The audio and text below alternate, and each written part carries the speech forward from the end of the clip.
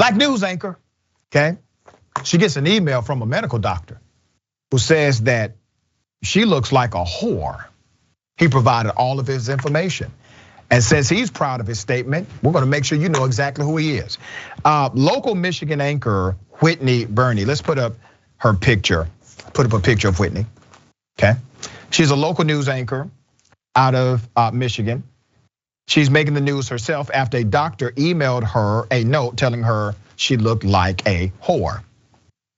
In a weird turn, he also included his name, address, and phone number in that email, okay? Now, Whitney posted this on Twitter, and I will read it, here it is. The kinds of emails you get when you work in news. He even had the nerve to leave his cell phone, address, and occupation in the email signature and said, if I'm the wrong person, please forward this message. Huh? Laughing my A off. Here's how I looked on the desk today. Once again, her picture, okay? Beautiful woman, looks great, remarkable, right? Not according to this doctor, okay? So Jim Gilbert, Dr. Gilbert is his name. Let's put up the email.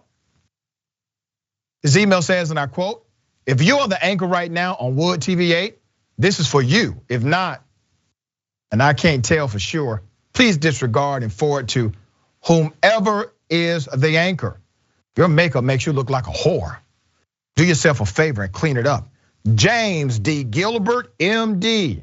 Now, they were courteous enough to black out his cell number and his office number and office address. According to Raw Story, Whitney of Wood TV, a Grand Rapids NBC affiliate, posted the strange note she got from a physician telling her that her makeup made her look like a whore. Wood TV has several black female anchors, so it appears that the doctor could not tell the difference between them. What many found the most shocking, however, is that the man felt comfortable enough to include all of his personal information. Well, doc, since you decided to sign, seal, and deliver this, I make dreams come true on Indisputable. Let's make sure everybody knows how confident you are about the statement you made against this anchor. Who are you? There he is. Orthopedic surgeon, James D. Gilbert, works for Kalamazoo Orthopedic Clinic. Board certified by the American Board of Orthopedic Surgery. Previously served as the assistant clinical professor, Department of Surgery at Michigan State University College of Human Medicine.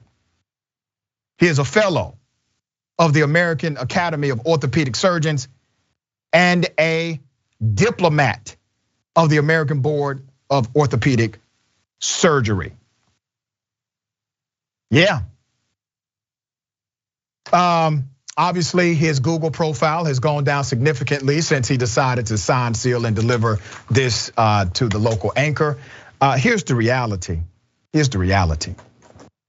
I want you to think about the level of privilege it takes for a person to email something like this and be in a professional capacity. Emails are not private.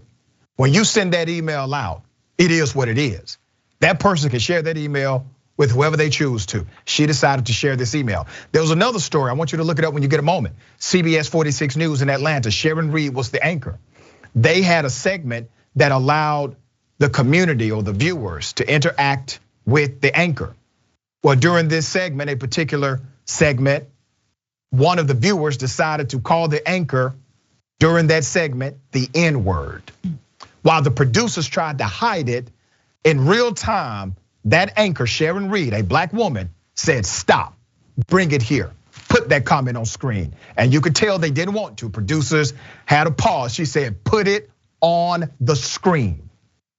And she called that person out in real time. All right, Ms. Dahl, what are your thoughts here? You know, women in the spotlight, they get it so much more than men because, especially women of color are overly sexualized and just, we talked about children being vulnerable. Women are another vulnerable population. Yes. Men often feel like they can do whatever they want to women, in part because the Violence Against Women's Act is just has not been able to get repassed. This is a problem. Rapes really don't have very big consequences in our country. We accept the unacceptable when it comes to treatment of women. And good for both of those women that you mentioned for putting it out there. If you're gonna treat me this way, you should have the consequence to it. And it's astounding that he was so willing to send that email. But I bet you anything, the women in his office probably have been sexually harassed by him. So, let's get this out there and allow the other women in his life to maybe be able to speak up. All right. We're gonna check on the good doctor status with the board next week, see what happened.